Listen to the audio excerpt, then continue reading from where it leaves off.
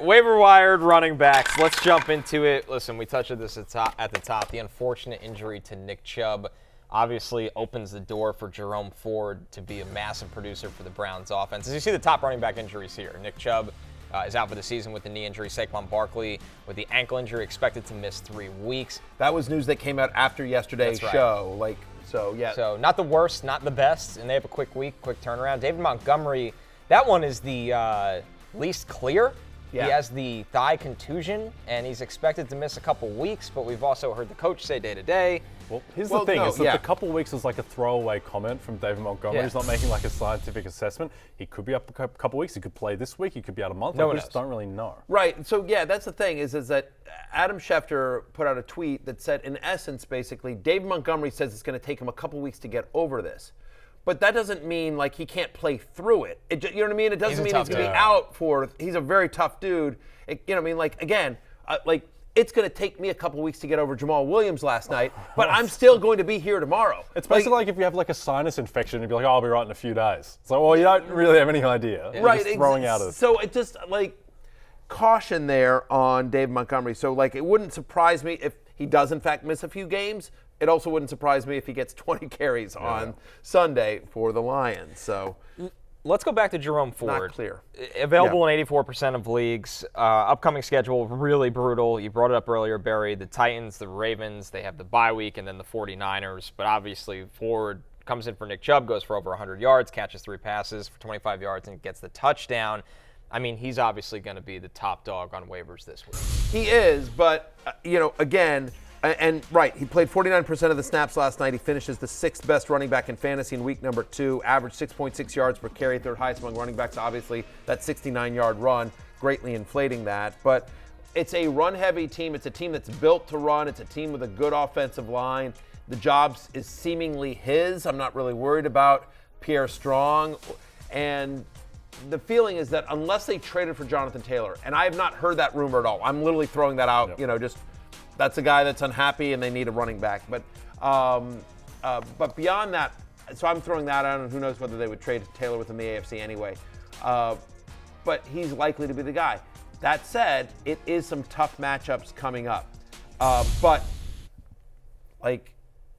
yes, could they bring back Kareem Hunt? Could they my expectation here is that he's going to get 65 to 70% of the Browns running back touches for the rest of the season. And so this is number one waiver claim. This is 85% of your fab, maybe even 90%. This is this is when you go all in for. Yep. And, I mean, the other guy who got injured is Saquon Barkley. Probably rather just have Jerome Ford the rest of the season than Saquon Barkley, given that you're getting an extra 3 weeks. I think you might be able to trade for Jerome Ford just because I don't think people fully appreciate that he's going to get a heavy workload behind an awesome offensive line with a very suspect quarterback at the moment. So, I think this is the big one.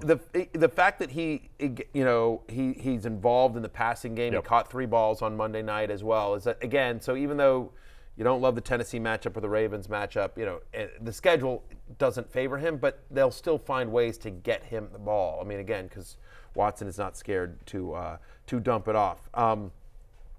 To me, Jerome Ford is the clear-cut number one. He's the number one running back, obviously. He's the number one waiver pick of everyone this week, assuming, Puka Nacua is not available in your league. He's not 100% rostered, which is shocking to me. He's the number 3 player in fantasy today, behind Tyreek Hill and the Dallas defense. No, I know. I mean, Genuinely. It's insane to me. I mean, but he's rostered in almost every league. But whatever. You look there in Yahoo and you're like, whatever, 87% or whatever it is, and you're like, you never know. We showed before Saquon Barkley. He's expected to miss 3 weeks with the ankle injury, which did not look good. Body language didn't look good. And the Giants now will lean on Matt Breida, who's available in 98% of leagues. Gary Brightwell, 100% available. I know that one shocks you, Jay, that Gary Brightwell's just out there. And Gary everyone. Brightwell, Gary B. Upcoming schedule, not good for Thursday Night Football, the 49ers. Then they have Seattle. They travel to Miami. And then they play Buffalo, of course, on Sunday Night Football here on NBC and Peacock. Barry, how does this one shake out? Yeah, I mean, listen, if you're asking me, I'm going to pick Breida over Brightwell, right? Brightwell's had 1 career game with over 8 touches, right? Week 17 and 18 last year, Breida averaged, double-digit touches, over 53 yards from scrimmage in week 17 to 18. Meanwhile, Brightwell in week 18 last year, 12 for 63. I think it's going to be a committee. I think the runner on the Giants that you're going to want is actually Daniel Jones. I actually think there's a chance he leads this team in rushing yards because I think there'll be a committee. You don't love the schedule there. Also, by the way, Seattle, you don't mind Seattle, but just in case Barkley misses more than 3 games, right? So Niners this week, I don't want to touch any of these guys. Let's see how it sort of plays out. Then you got Seattle. Okay, fine. But then they're at Miami and at Buffalo. And you feel like both those games could easily get out of – I mean, those are 2 really good offenses that the Giants could be trailing and not really running the ball effectively. This is part of the reasons why I like Breida a little bit more than Brightwell. I think he'll be more involved in the passing game. But I feel like this is a situation ideally to avoid. Yep. And for context, the Niners are 10.5-point favorites at home on Thursday night. The total is 45, so expecting like a 28-17 type of game. And if your Giants are going to score 17 points, it's pretty hard to find value for any running back. I don't know, just 10.5's a lot. You like the Giants? That feels like a backdoor. That feels like an ugly backdoor cover. That the Giants just like get some sort, like the Niners dominate the whole time, but just the Giants sort of hanging around, and then just all of a sudden, like, it's 28-17, and they just like kick a field goal, and they do something. They pull a Rams. Yeah, that feels. I'm just telling you I don't think I'm betting that game, but that feels like a backdoor cover. That feels like an ugly Giants backdoor cover to me. Niners weren't great against the Rams, and that defense does, I think, back to the Jarrett Stidham game against Vegas last year, where sometimes they just don't show up in spots where they know that they can win with these. So, yeah, I wouldn't be shocked. We talked about the lack of clarity on David Montgomery's timeline with that quad contusion there, and, you look at their backfield, the depth of it. Of course, Jahmyr Gibbs is involved, but somebody still has to take on carries if Montgomery's out.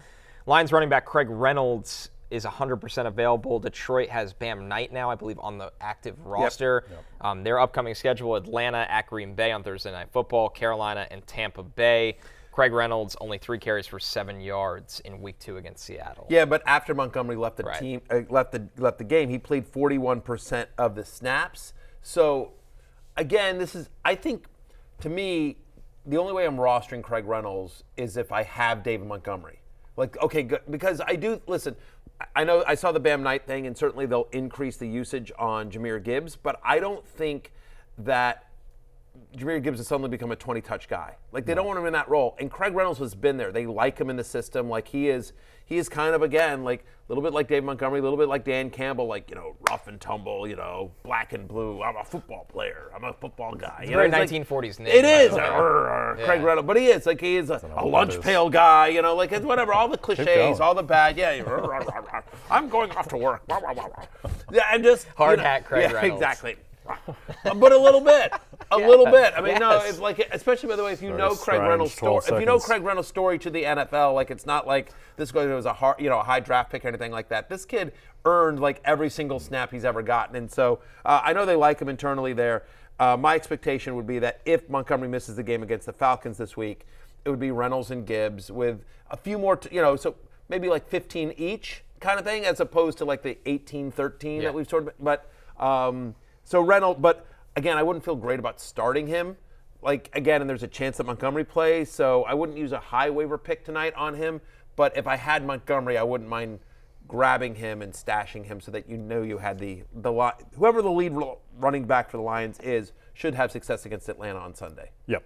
I'd be much more interested in the next guy on our list, and that's Zach Moss, who played in 98% of snaps in Week 2. That seems high, considering that I think the leader in Week 1 was Christian McCaffrey, who played 85% of snaps. So Zach Moss, it looks like, for all the rumors of Deion Jackson in the preseason, it's going to be Zach Moss's backfield until Jonathan Taylor's back. By the way, and it might be longer. Again, like, there's no guarantee in Week 5 Jonathan Taylor suits up for the Colts. There is bad blood on both sides of that. I heard a rumor last night that there's still at least one NFL team trying to get Jonathan Taylor. Again, I don't know, I don't know how accurate that is, but the fact is like there's a non-zero chance that Jonathan Taylor gets traded at some point, when he comes off the IR, or that they healthy scratch him the way that, because it's just they don't, so there's a chance that Zach Moss is the guy the rest of the season. He's certainly going to be a guy for the next 2 weeks, especially, by the way, Anthony Richardson officially in the concussion protocol, so we don't know his status for Sunday. If Gardner Minshew suits up for the Colts on Sunday, you would expect them all the rushing to go to Zach Moss, as opposed to if Richardson's back there, they'd split some. Yep. Over in the Ravens' backfield, Justice Hill available in 56% of leagues. They have the Colts this weekend, and they're at Browns, at Steelers, and against Tennessee in London. Week 2 at Cincinnati, Justice Hill had 11 carries, 41 yards, 3 catches, 12 yards. Of course, Jay still splitting the workload with the Gus Edwards. Yeah, and it was a very even split as well. 11 carries for Hill, 10 for Edwards. Both, which was back where we were last year with the Ravens backfield, where both these guys are just touchdown-dependent flexes. And I guess Edwards is a little bit more likely to get in the end zone than Justice Hill, but Justice Hill is going to get more receiving work, so it just kind of cancels out, and I don't feel great about either of these guys, Matthew. That's right. I mean, like, in weeks in which Gus Edwards scores, he's going to have the better fantasy day. In weeks when they don't, Hill will, because he'll be more involved in the passing attack, right? 54% snap rate in week 2, 52% of the running back carries. He did see all 3 running back targets, whatever, 9% target share. Again, it's ideally it's a situation to avoid. Again, it's just sort of if you're desperate here, right? And so it just kind of depends on your team need. But similar to the Giants and the Ravens, I feel the same way. If you're desperate for a guy, okay then. But ideally, you're looking elsewhere. I think, again, Lamar Jackson, Mark Andrews, Zay Flowers, the only Ravens I feel confident in moving forward. Yep. This next one, if you have a roster spot just laying around, I would get ahead on this one, and that's Roschon Johnson for the Bears, the rookie running back who's available in 62% of leagues. They got the Chiefs, Broncos, your Commanders on Thursday Night Football, Barry, and then the Vikings. He only had 4 carries for 32 yards and 2 catches for 10 yards in week 2, but it feels like we're slowly starting to swing towards Roschon Johnson being a big part of this offense. Deontay Foreman was a healthy scratch. Right. So, I mean, he's already moved up the depth chart now, so it's him and Khalil Herbert. And you know, a lot of the times where, like, so we're going to talk about Tyjae Spears in a second, right? And Tyjae Spears, like, we like Tyjae Spears. He's getting some work, but Tyjae Spears' path to being super fantasy relevant, being a top 20 guy, is only through an injury to Derrick Henry. As long as Derrick Henry is healthy, Tyjae Spears' upside is limited. And that's the case with a lot of these guys, right, in terms of their path to fantasy significance. But with Roschon Johnson, it could be an injury to Khalil Herbert. It could just be he becomes better, especially, by the way, the team looks awful. They're 0-2. They've got to do something. And so Roschon Johnson, who is somebody that they drafted this year, like, you could see them just trying to go with a youth movement. Not that Khalil Herbert's that old. But, you know, like, there's different paths to Roschon Johnson being a very viable fantasy option. So I know you like the talent. We like him a lot. Yeah. I think that if he played at any other college behind any, you know, that's the story. right? He's behind Bijan Robinson. He's behind Bijan Robinson. Like, there's no shame in, like, you know, again, if you're on a different show and I'm not here, people are talking about Connor Rogers. Yeah, I might exactly. not be a fourth They're excited, round pick. right? Exactly.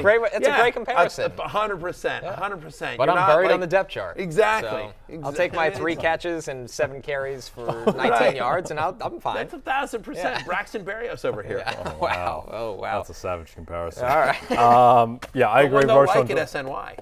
Okay, Roschon Johnson, I agree, has upside. I do think, stealing from your man Dwayne McFarland here, Matthew, but he tweeted out that the real beneficiary of Deontay Foreman being inactive was Khalil Herbert, who saw his stats go up from 36% to 59%. He is a guy that I would target trading for, particularly since I don't think they want to make Justin Fields throw as much, because that hasn't been a good thing so far. No, it is not. Barry brought up Tyjae Spears. He's available in 83% of leagues because, like you said, he plays behind Derrick Henry. But credit to Tyjae Spears, he does play more than I think anybody expected. Yeah. He had 8 carries, 49 yards, 2 catches for 6 yards. Obviously, not somebody that you're looking to get significant impact from, but he is an interesting name in this Tennessee offense right now. You mentioned the 45% of snaps. He's actually averaging 6.9 yards per carry. And now they play the Browns this week. They're at Cleveland. That's a tough matchup here. But still, like, that is somebody that, like, that's the ultimate, like, he's a super deep league play if you're desperate, especially once we start getting into the bye weeks. But for now, he's just, like, really interesting stash. He should be 100% rostered because Derrick Henry is 100% rostered. And I think we've seen enough from Tyjae Spears that if anything were to happen to Henry, Spears would immediately be a top 10 fantasy running back. And the fact that he's getting this many snaps this early into his NFL career, I think is promising. Yep. And also, Derrick Henry, I think, is the biggest injury risk in the league just because he gets more carries than anyone else and has more opportunity to get injured in what is obviously a position that, it leads to injuries a lot. So I think that Spears, for that reason, is must roster. Should we look at let's look at now we just gave you a bunch of running back names here. Why don't we, if you can throw up the full screen here in terms of here's the order in which I would pick them up. You've got Jerome Ford 1, Zach Moss 2, Jaylen Warren, who we talked about a little bit in the game recap. Again, he's averaging almost 6 yards per touch through 2 weeks. Last night, 20% target share. Roschon Johnson at 4, Justice Hill at 5, Breida and Brightwell at 6, and then Tyjae Spears. But again, it depends on what you need. If you're set for this week, Tyjae Spears over either the Giants guys. It just depends. Do I need to start this guy anytime soon, or am I just looking to fortify my bench for some upside depth? So if you need guys this week, then Justice Hill, the Giants guys, obviously Ford and Moss are, far and away the guys. And then if you need somebody else, you can get down there. But if you're just hey, for upside after Ford and Moss, Jaylen Warren, Roschon Johnson, and Tyjae Spears. So it sort of depends on kind of your team needs. Hey, it's Matthew Berry from NBCSports.com and Rotoworld.com, and I want to thank you so much for watching whatever it is you just watched, or if nothing else, being too lazy to click out of the autoplay after this video started, after whatever it is you actually wanted to watch finished. But now that you're here, I'd like to take a moment here to ask you respectfully now, okay? I'm asking you respectfully to subscribe to the NFL on NBC YouTube channel. You'll get the latest Roto-World fantasy news headlines, all sorts of great shows, including my own Fantasy Football Happy Hour. So go subscribe now. Again, I'm asking respectfully.